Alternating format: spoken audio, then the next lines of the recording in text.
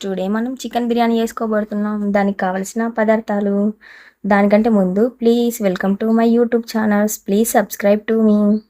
దానికి కావాల్సిన మసాలా చికెన్ బిర్యానీకి మనమే ప్రిపేర్ చేసుకుందాం. అలానే ఆనియన్స్ కట్ చేసుకోవాలి, పచ్చిమిర్చి, పుదీనా, కొత్తిమీర ఇలా చూపించిన విధంగాను అన్నీ పెట్టుకోవాలి.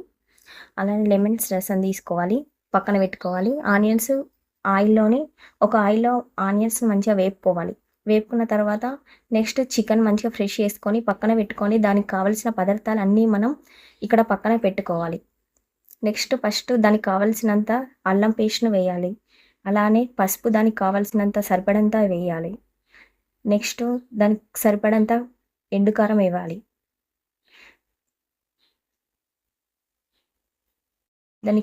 మనం పచ్చిమిర్చి పేస్ట్‌ను వేయాలి. అలానే కర్డ్ వేయాలి. మనం లెమన్స్ రసం తీసుకున్నాం చూడండి, అది వేయాలి. దానికి తగినంత సాల్ట్ వేయాలి.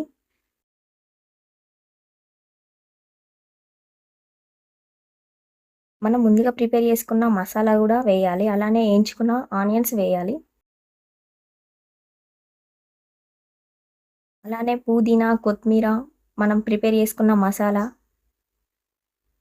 లైట్‌గా కొంచెం ఆయిల్ వేయాలి. అలానే ఫ్రిడ్జ్‌లోనే ఒక 30 మినిట్స్ వరకు మ్యాగ్నేట్ చేసుకోవాలి. అలానే మనం వేయించుకున్న అందులోనే నేను మళ్ళీ కుకింగ్ చేస్తున్నా. ఈ కర్రీని ఒక 20 మినిట్స్ వరకు మంచిగా మీడియం ఫ్లేమ్‌లో పెట్టుకొని మంచిగా ఉడికించుకొని కర్రీని మనం ప్రిపేర్ చేసుకోవాలి. చూడండి ఎంత బాగుంది. టేస్ట్ చూడనంగానే నోరు ఊరుతుంది కదండీ! ఇలా 20 మినిట్స్ అయిన తర్వాత ఇది చూడండి, మన కర్రీ ఆయిల్ అంతా మీదకి ఎలా వచ్చిందో అది పక్కన పెట్టుకున్న తర్వాత ఇంకో బౌల్‌లోని రైస్‌ని తీసుకోవాలి. ఇంకో బౌల్‌లోని దానికి ఒక 5 లీటర్స్ వరకు వాటర్ పోసుకొని దానికి కావాల్సిన మసాలాలు కనబడుతున్నాయి కదండీ! ఆ విధంగానే వేసుకోవాలి.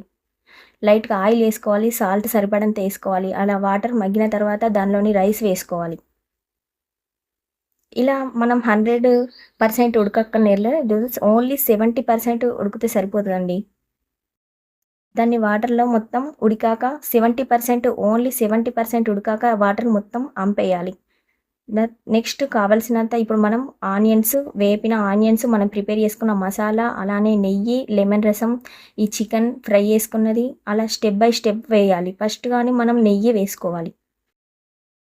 నెయ్యి వేసుకొని ముందుగా మనకు మొత్తం అడుగు మాడకుండా మనం ఫస్ట్ రైస్ లైట్‌గా వేసుకొని నెక్స్ట్ అలా స్టెప్ బై ఎన్ని స్టెప్పులేస్తే అంత బావుంటుంది. అందుకనేసి మనం ఫస్ట్ రైస్ ఏసిన తర్వాత కర్రీ ఎయాలి. అలా ఎన్ని స్టెప్పులు వస్తే అన్ని స్టెప్పులు మనం వేస్తూ ఉండాలి. అలా కర్రీ ఏసిన తర్వాత ఆనియన్స్ వేపినవి వేయాలి. అలానే కొత్తిమీర, పుదీనా మనం కొంచెం లైట్‌గా మసాలా ఎయ్యాలి. లెమన్స్ రసం ఎయ్యాలి. కొంచెం నెయ్యి ఎయ్యాలి. మన ఇష్టం. మనం ఏం నచ్చితే వేసుకోవచ్చు. కొంతమంది బాయిల్డ్ ఎగ్ ఏస్తారు. మనం వేయట్లేదు. అలా ఎన్ని స్టెప్పులొస్తే అన్ని స్టెప్పులు వేయండి గాయ్స్.